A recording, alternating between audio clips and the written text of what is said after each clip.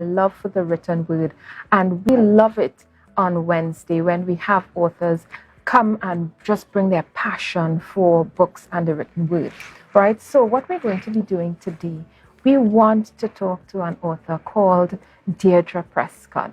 And Deidre is an author who has some very exciting, things to talk about in her life because she's done some very interesting things. But before we get into that, I want us Caribbean viewers in Trinidad and Tobago, we have some wine. Right? You know how we do it, brunch on book club corner. We have some wine from Mainridge Wines, and the name of this wine is called Bella Forma. And we have some Deirdre. We always cheers on book club corner. So we want to take a cheers. Yeah. Yes, thank you very much. And we do the 5 S's of wine tasting. Okay. So we see the wine, we Yes. look at the wine, look at the color, we swirl the wine, we look for the legs, and then when we're finished, we sniff. You get a sweet, fruity smell Love it, from yeah. this wine, yeah. And then, of course, we sip We the sip. wine. And we savor. This is Mainridge Wines from Stacy, and this wine is a red wine. It's sorrel and mango mixed with hints of tonka bean. And let me tell you, it's a good wine, this one here, right? We'll be getting more wines to taste. Every week we have a different one, but this one we had last week as well, and we enjoyed it so much we asked her for more for this week, right? But today, let's get to the meat of the matter, because we love our books on Book Club Corner. So today we're talking to Deidre Prescod, and Deidre's journey writing started in 2013, and by 2017 she had published her first book called Letters from Nigeria, and we'll be focusing on that book. She has 2 other books, and the other book would be called Reflections on Divinity, and this is a color therapy book, but we're focusing on Letters from Nigeria, and her third book is called Coming Through. The other way around. Is it? Yes. Right, so Although you maybe so we I'll have give you a story about that.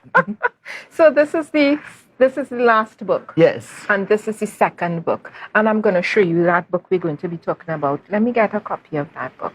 So what we're going to be talking about today is called Letters from Nigeria. And this book, it's quite voluminous, as you can see, because there's so much experience packed into this book. Yeah. And she moved to Africa. We want to welcome you, Deidre. Thank you so much. Thank Welcome you for having to me. Book Club yes, Corner. it's a pleasure. It's so good to have you. Yes. We know each other well. Yes, we do. All right. We know each other well. Deidre and I are good friends, and she is one of those authors. So fun, so interesting. Deidre, I want to start off with a conversation about you deciding to pick up your good self and move your good self to sweet Africa. Right?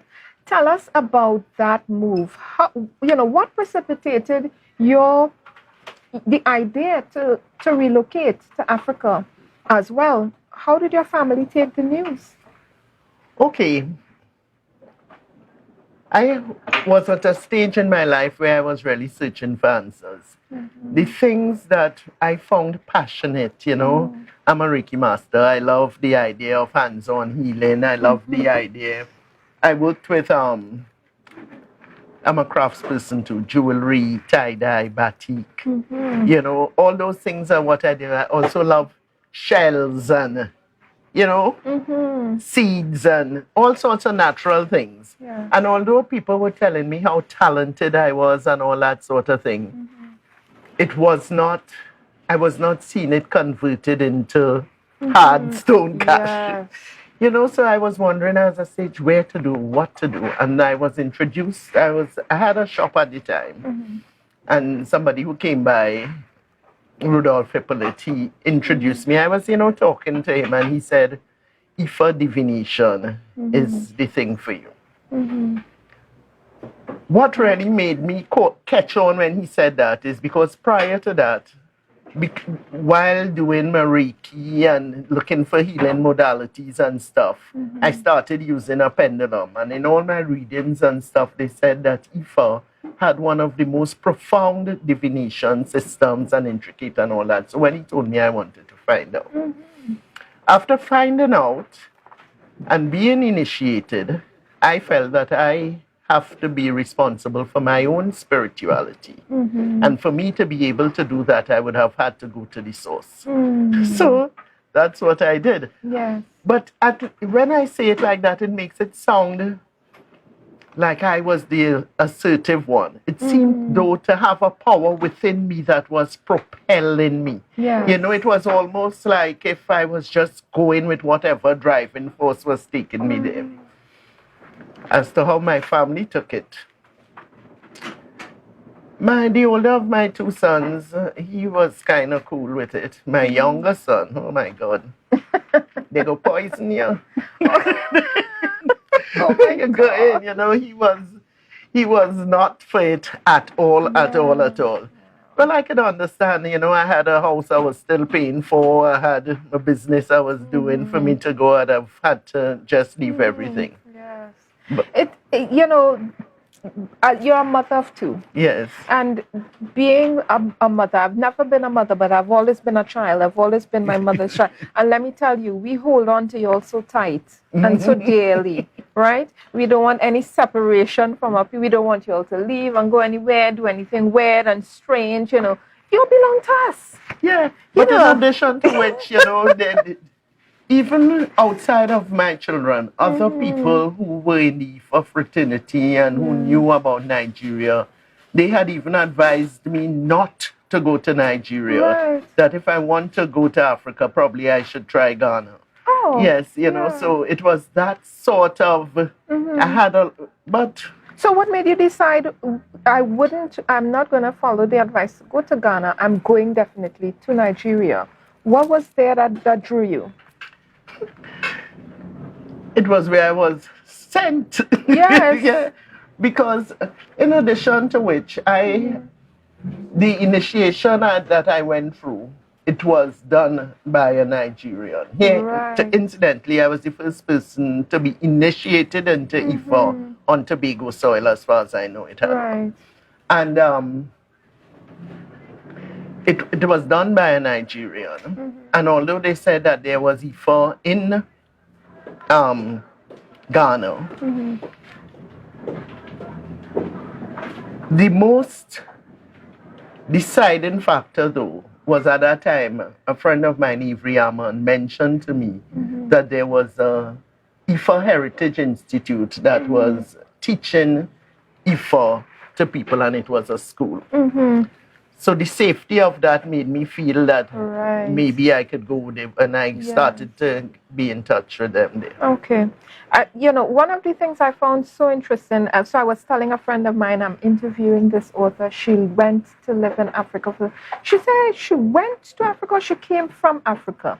I said, no, she moved to Africa. She packed up her stuff and went on her way. Yes. You know, and she was like, wow. That's so interesting that, you know, you had the impetus to go. But we don't want to stick on that because there's so much more to discuss. And there's so much to you other than, you know, just your journey and living in Africa.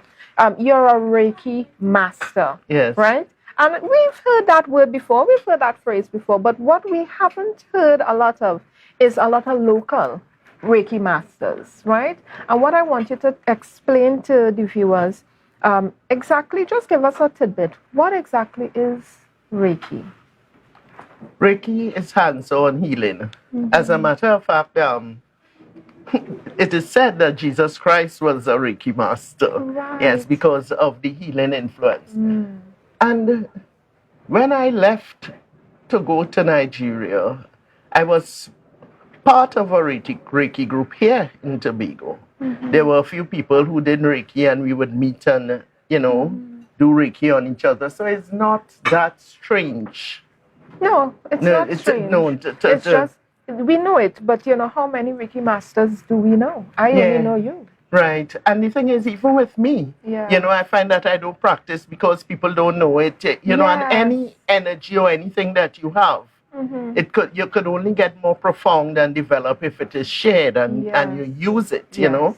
So because of that, you know, I too find myself at a disadvantage because we don't have a lot of people who know about it. Listen, guys, we're heading into emancipation, right? Today is the 26th of July and the 1st of August every year. Yes. Right? It's an emancipation. And we are so happy to have, you know, all these emancipation vibes. I love your outfit. Thanks. But what I want you to do for us, Deidre, is to read.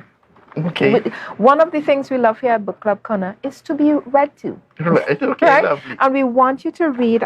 When I was reading the book, I mean, this is to the front of the book, right? But I just love this passage. It was everything for me, right? And we're going to get into some of the recipes because your book is set out in sections. Yes. And we're going to get into some of the recipes that are in the book if you're interested in cooking meals that have an African flavor. This book, Letters from Nigeria, it's not just a book about her experience and the Ifa faith divination system, but it also has recipes in it as well. Yes. And we want to see some of those recipes, right? Because we have emancipation coming up. And after this, we have some people from TTHTI, and they're going to be doing some dishes with a very heritage African feel to it and taste and flavor. So we want to get into some of that. But if you would just read for us, Deidre. Well, Joel, first let me say you have been very insightful when you say this is everything. Yeah. Because what this is here is the name of each of the chapters in the order that they are put together. Yes. Wow. So this really, in fact, is everything. Yes. And it's entitled Empowering an Ifa Initiate. Reaching for the dream, our beliefs shape us. Something has to happen for something to happen. With knowledge comes deeper understanding and appreciation. Feeding body and soul are dictated by cultural experiences. We can be authentic in spite of variations and limitations. While preserving heritage, it is our responsibility to pass it on, accepting that we are all co-creators, knowing that we become what we believe and religiously practice. Let us do the best we can, using wisdom, knowledge, and understanding. Let me tell you, when you said that line, something has to happen for something to happen. You know, what more explanation do you need? Yes, that is life. Something has to happen for something to happen. You know, you have to make that change in order to see the change. Yes. That's just what it is. And it was so self-explanatory and so profound for me. And I love that it opens the book, right? Yes. It starts right at the beginning, yes, laying that foundation for you to get into this book, right? And I remember when I saw some photos of you and a group of others at Swallows.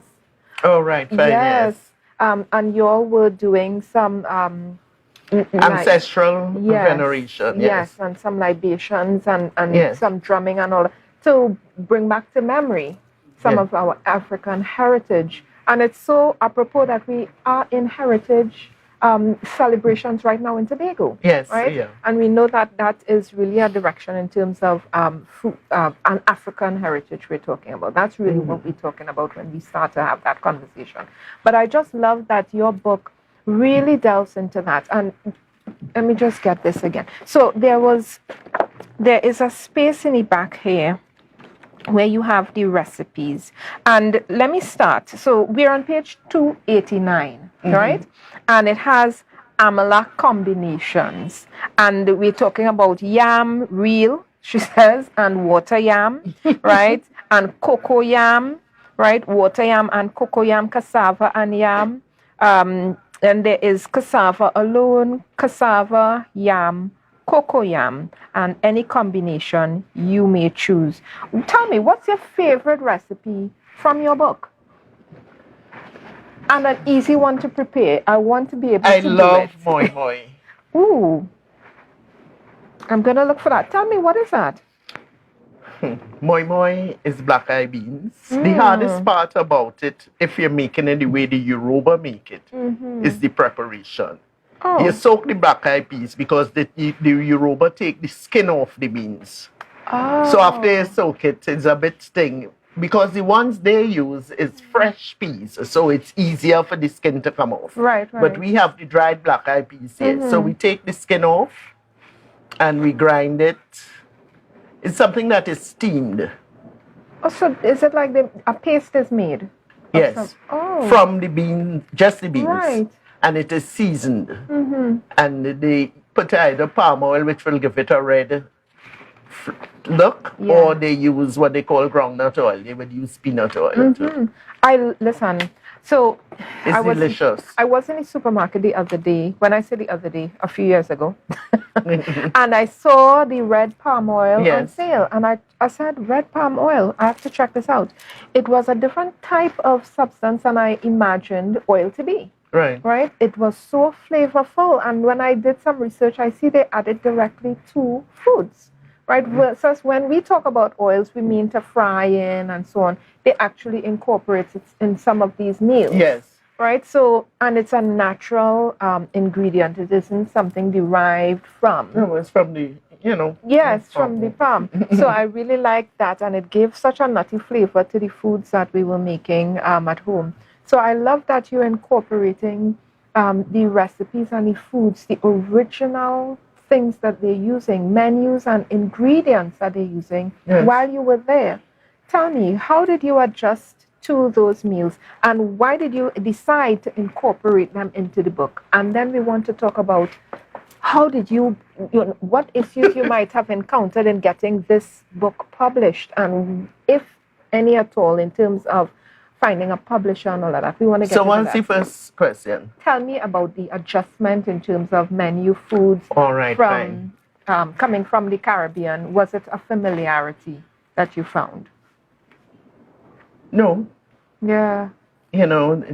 First to begin, they eat with their hands. Yeah. So for me, that was quite challenging. I can remember the first function I went to, it was something that you dress in white.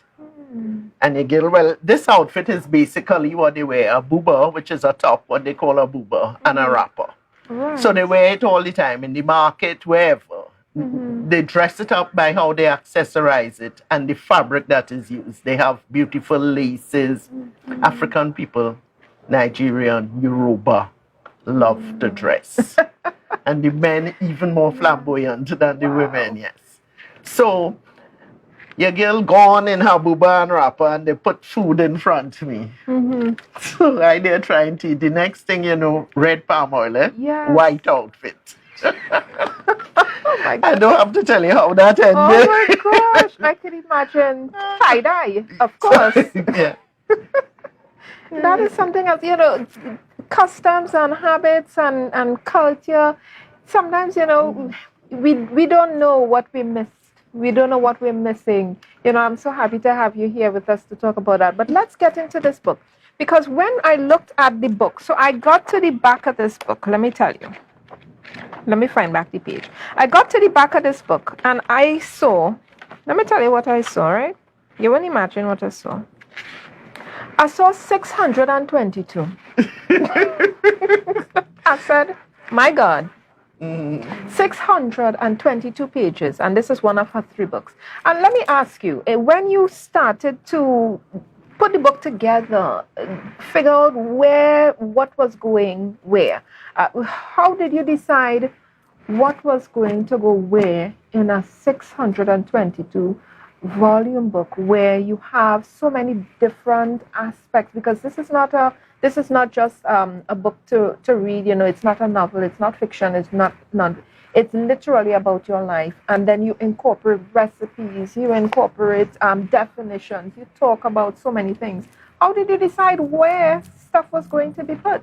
Okay, first and foremost, let's clear this up. It makes me sound too special to make me figure that I didn't know anything was going on, what was happening. The book came through me. Yes. But it came in an orderly fashion because I dealt with it as it happened in my life and what it was, right? So, for instance, the first chapter, when reaching for the dream, was written to my children. You know, where I explained that I was reaching for my dream, I wanted to understand. And, you know, where I explained what the Yoruba tradition was. Yes. And the other one I wrote to my siblings. That is our belief shapes us. Yes. You know, speaking about, because we grew up in Christianity, speaking to them why I felt justified in the mood I made and, you know, referring to things that I would have met in my exposure to the spirituality, the brand of spirituality we were exposed to that made this feel like okay for me. And then I went on, something had to happen for something to happen. And this particular verse, I wrote it to Ikiri, who it was at her house in Conby that we used to meet. And she and I had a falling out, and it was because of that I decided to move on.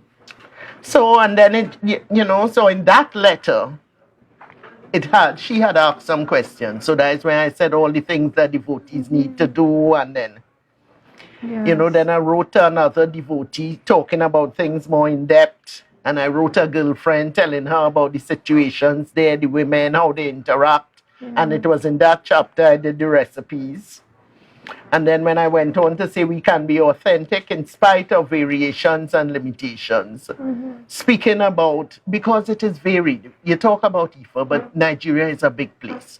And they are different, they do things differently. Not everybody follows the same pattern. Right. So it is, so sometimes we have query in that they're not so to do it and not, you know, it's not about that, you know, we can be authentic in spite of variations and limitations. Yeah, it's like you get a, let's go with recipes. You get a recipe from your grandmother and from your mother. You are now able to add your own flavor to it, you know, add your own, make it your own. And that's what you're saying, you know. Be yourself, be authentic, and let that shine through. Not, well, in the case of spiritual things, it's not making it your own and doing what you want in that context, right? But it is more or less, if you're sticking to the why I am doing things, then you could approach it from a different angle once you have, you know, what it takes. It's not that I just going to invent something. So different parts of Nigeria, because of what they were taught,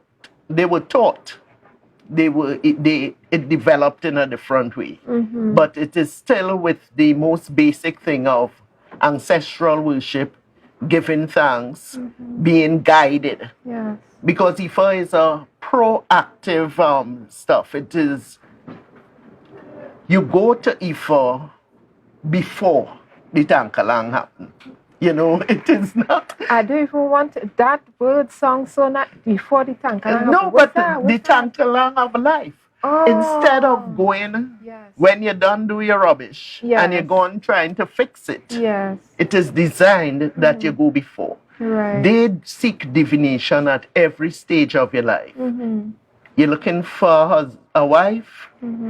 You go by the Ifa priest. You find somebody, you go back again to find out. If it's right, somebody you find. You know, and then you send people, they have that you send into the community to see if they have mad people in the family, if it are thief, robber, whatever. Thorough investigation. Yes. Listen, I don't want us to miss any points, right? And we're going to be wrapping up for time just now. Tell us about your process in publishing this book. Just briefly, you know, there are authors out there wanting to know about publishing, about what you experienced. What was your experience publishing this book and even perhaps the other two books as well? Because you have a book that's about color therapy, right?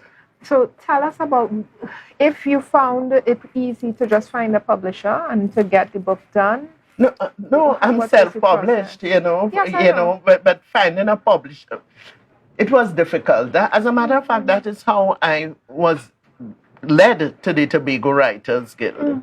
It was true, and at the time, they did not have the publishing house that they now did, right? Right. So then I was Melissa Laptis of the Scarborough Library, told me about the girl that I use, Util Duncan. Okay, yes. And I went to her, and she and I had a time of it. You know, it's quite a work that you're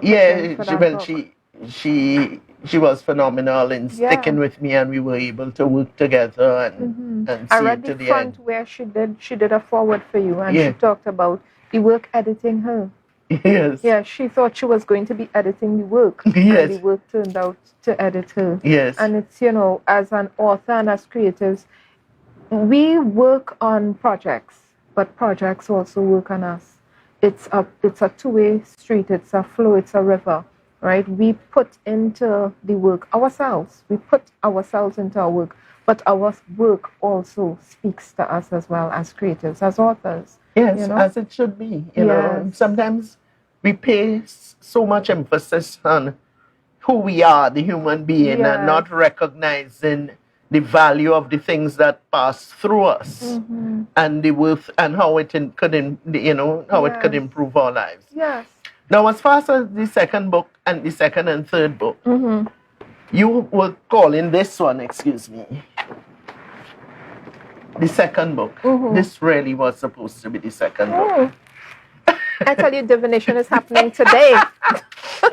This was supposed to be the second book. I was always saying the next book. And with this book,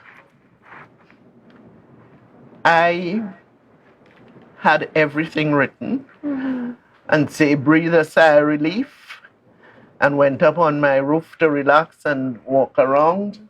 And when I came back down, everything had disappeared from the computer.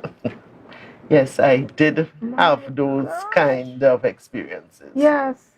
Every single thing. So this book is no longer what it was because it had to be rewritten, and it knew what it was.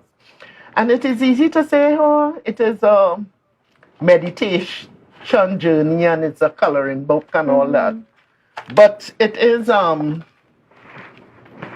profound book reflecting on divinity. Yes. You know, and it is an entire script, but each of the pages reads individually. Yes. And it works as something. So I just, this one, sincere interaction with the magical magnificence of the original is, that always will be, activates opposite portals to those triggered by manipulations that are reproduced from lies. And on that note, let me tell you, it's been an experience, Deidre, as usual. Yes. We're wrapping up here today at Book Club Corner. Thank you for being with us. Yes, you're welcome. We're having some. What are we having, Deidre? Belladonna. Belladonna. Belladonna. Don't tell people that. Tracy would be surprised. We're heading into this different is the one I drink that she gives. Yeah, I get from her. It's beautiful. So this is Bellaforma from Stacy. We want to thank Mainridge Wines for sponsoring us with this wine. And we also want to thank I4 Design, my good friend Neve. He's a florist here in Tobago, and he gave us this beautiful arrangement. Oh, it's fantastic. It is. Only yellows. Yes. And I called him up this morning. I said, Neve, can you give us some floral arrangement? And he said, yes. Do you want it for this week? I said, yes, of course. And he passed by the shop. So I collected this morning. He'll be giving us some floral arrangements every Wednesday. Neve is on. Listen, he's such a creative person, I4 Design. He does beautiful work. If you have a party, an engagement, a wedding, any event in Tobago, Neve, I4 Design is the company to check. And we have Mainridge Wines. So when we're at Book Club Corner, we love to cheers. We love to hang out. We love to read a good book. Get this book by the author, Deidre Prescod. This is Letters from Nigeria.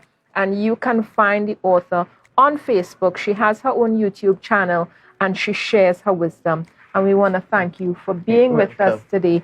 Enjoy the rest of your week, guys. Enjoy Emancipation coming up, and cheers to you.